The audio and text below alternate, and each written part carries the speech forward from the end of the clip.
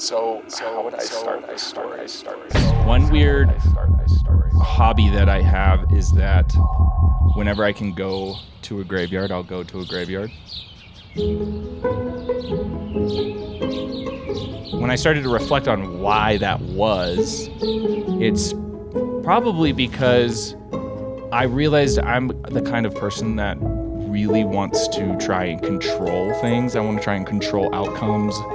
And the graveyard would just remind me that there are just so many things in your life that you cannot control. People used to find maybe that same sense of relinquishing control when they would go to church. You walk into these beautiful cathedrals in which you are encountering something that is much, much bigger than you, and that you are very small.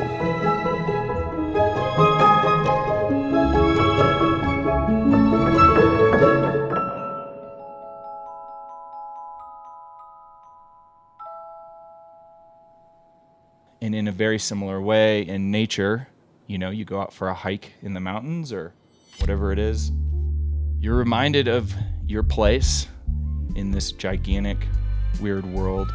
Nature itself is so much bigger and so much more complicated than we are. And the fact that we even are conscious and able to experience it is pretty miraculous. Like, I feel like a lot of what I hear from social media or from, church or from self-help books or whatever is just like, you have to have your life together, and it has to be, you gotta be like Jeff Bezos. You gotta wake up at 5 a.m. and read a book. Jeff Bezos doesn't read books. The need for control for me stems from just the daily stresses of life. You think that the solution to these problems or the solution to whatever's stressing you out is somehow trying to control it. That can almost cause you to hyper-focus in on your own life.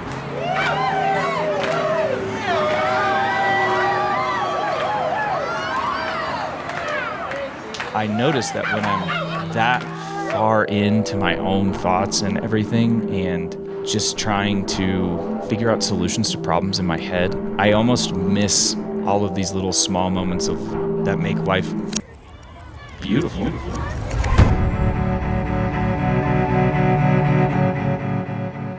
Life, regardless of what you believe, is extremely mystical and strange and confusing. The fact that I exist and the fact that these people that are in my life exist and that our stories happen to be intersecting at this time is a pretty miraculous thing. When you really stop to think about the people that are in your life and their stories and where they came from, more often than not, I am just dumbfounded that we even found each other. This whole process is a mystery that is so much bigger than us. And if anyone ever says that they have it completely understood and figured out, they're just trying to sell you something. If you're honest with yourself, no one walks around thinking, oh, look at all these other human beings. Instead, you just think, why am I waiting in this line?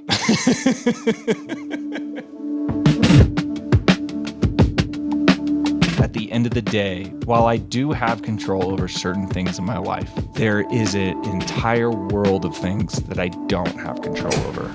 And it takes time to just accept, and I'm still accepting every day, the fact that there are just so many variables in life that are random.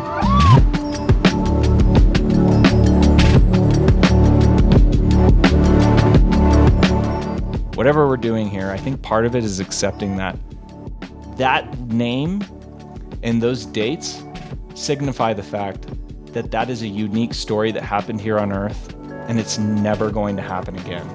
And that's it's a sad but a beautiful thing.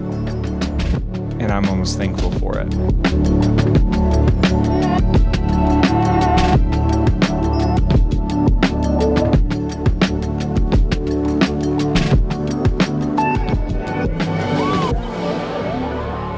I think about all of these people that I love so unbelievably much. They've been such a blessing in ways that they have no idea. I would go through the same suffering, the same pain 100 times. I would do it again 100 times.